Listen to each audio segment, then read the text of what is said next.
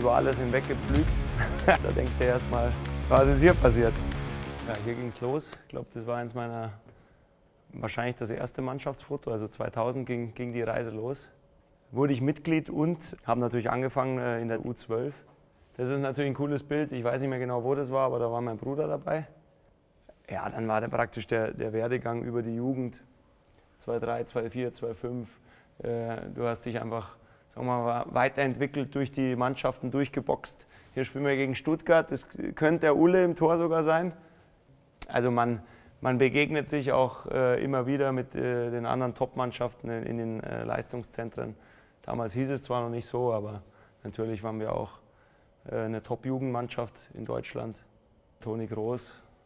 Also wir hatten schon illustre Gesellschaft auch in unseren Teams. In der Jugend, Holger Badstuber hat es geschafft, dann Toni zu der Zeit. Der Tiger kam eigentlich erst, Hermann Gerland kommt dann bei den Amateuren. Zu der Zeit auch, also du hast auch ein bisschen dich gefürchtet vor der Schule.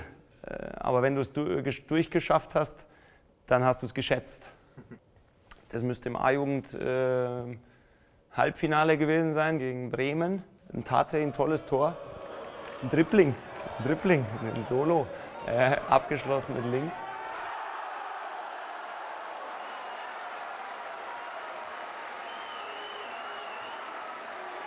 Dann geht es langsam in Richtung Profibereich. Da war ich eigentlich noch, sagen wir mal, Spieler der zweiten Mannschaft. In der Vorbereitung durfte ich beim Jürgen Klinsmann schon mitmachen im Sommer 2008. Hatte da echt einen guten Lauf in den ganzen Testspielen und so, habe da viele Tore erzielt. Und wurde dann am ersten Spieltag der Saison 2008/2009 sogar schon eingewechselt. Miro Klose. Ein Jahr später mein erstes Bundesligator. Interimsmäßig war Jupp Heynckes noch kurz dazwischen am Ende der Saison und da war dann schon Louis van Gaal Trainer 2009. Da ging es natürlich für mich dann so richtig los. Habe dann regelmäßig auch gespielt, habe Tore erzielt, habe Tore vorbereitet, habe mich in die Nationalmannschaft gespielt für die WM 2010. Also das war schon wahrscheinlich das verrückteste Jahr, wenn du überlegst, was sind die Erwartungen am Anfang und was ist das Ergebnis am Ende.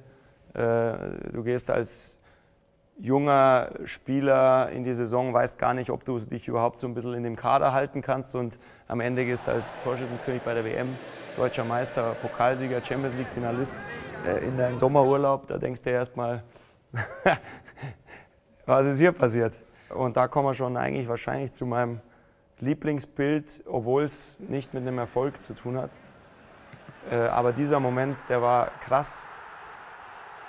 Und damit können wir auch so ein bisschen den Kreis ein bisschen schließen mit der 25, weil das Finale da haben, 2012. Also ihr könnt es ja gerne mal nochmal, ihr müsst nur mal schauen, also mein Gesichtsausdruck okay, weil ich habe gerade das Tor geschossen, aber der Gesichtsausdruck von diesen dreien hier, also es gibt ja Jubel und es gibt dann das. Und das war einfach diese Anspannung und es war brutal, was in München los war und was dieses Tor, die Erlösung an sich bedeutet hat für alle.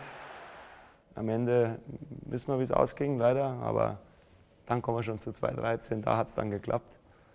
Aber ich sag mal, was die Bundesliga da betrifft und so, also da haben wir echt Rekorde aufgestellt, das war wirklich, da sind wir über alles hinweg gepflügt.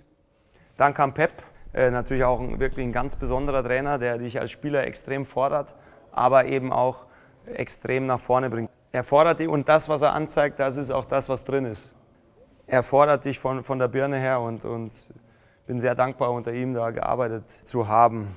2016 auch ein Pep-Moment, auch ein krasses Spiel, mache ich das 2-2 in der letzten Minute im Champions League Viertelfinale. Ja, und dann ging es natürlich weiter, dann hat man, was die Champions League betrifft, schon so ein bisschen eine Durststrecke, kamen aber dann in dem, ja, unglücklicherweise im Corona-Jahr mit Hansi Flick zu einem enormen Erfolg. Da hat man auch wieder diese Phase, wo wir nicht nur in der Champions League mal so einen Zufallstreffer gelandet haben, sondern da sind wir auch dann über alles drüber. Also in der Liga marschiert und Pokal und haben alles platt gemacht. Das war ja, hier, das ist natürlich auch ein besonderes Bild. Mein jahrelanger Partner in Crime da vorne, Leva. Das ist echt ein schönes Bild, zeigt unser Verständnis füreinander und das, was wir da auf dem Platz auch gemeinsam gemacht haben in der Offensive. Das war die Vertragsverlängerung beim letzten Mal, natürlich so ein bisschen an mein Kinderzimmer angehaucht. Und hier sind wir bei einem der krassesten Meisterschaftsfinals, die es je gegeben hat. Und ins Finale daheim, da wollen wir wieder hin. Das ist eigentlich der perfekte Abschluss.